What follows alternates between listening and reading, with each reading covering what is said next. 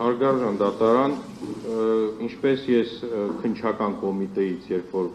քննիչը այս մեղադրանքը ներկայացնում էր, եւ ես ասեցի, իմ համար սա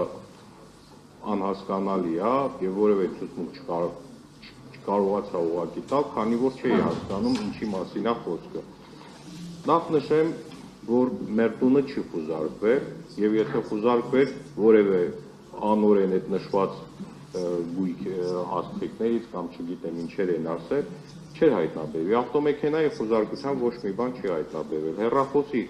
զննմամբ ոչ մի բան չի հայտնաբերվել, բայց առ այսօր չգիտենք ինչու այդ հեռախոսը չեն էլ վերադարձնում, լրացուցիչ դիսկոմֆորտ են ստեղծում։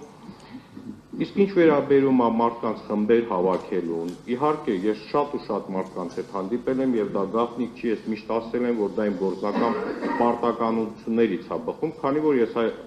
Արցախի Հանրապետության ազգային ժողովի պատգամավոր եմ եւ արցախցիների հետ հանդիպելը դա իմ գործնական պարտականություններս է։ Եվ հանդիպել ենք, այո, կազմակերպել ենք մենք ազգային ժողովի պատգամավորներով եւ հասարակական կազմակերպության ներկայացուցիչներով Մարտի 29-ին արցախցիների սոցիալական հարցերի վերաբերյալ, երբ որ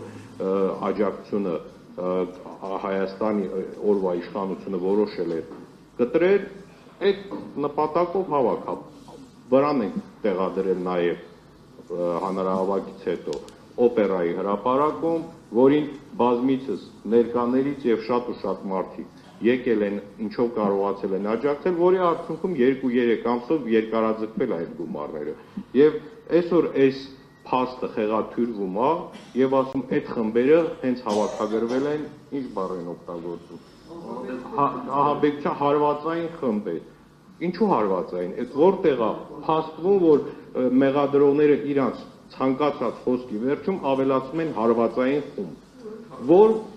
որ մի վկայի կամ որ մի ապացույցն է, որ վկայում է, որ դրանք հենց հարվածային խմբեր են, այլ ոչ թե խաղաղ անհնազանդություն իրականացնող խմբեր։ Կոնտեքստից կտրված օգտագործում են եւ իրականությունը խեղաթյուրելով, ես չեմ հասկանում, լրացուցիչ ժամանակ են վատնում եւ մարդկանց իհարկե այս ամեն ինչը մտահոգում է։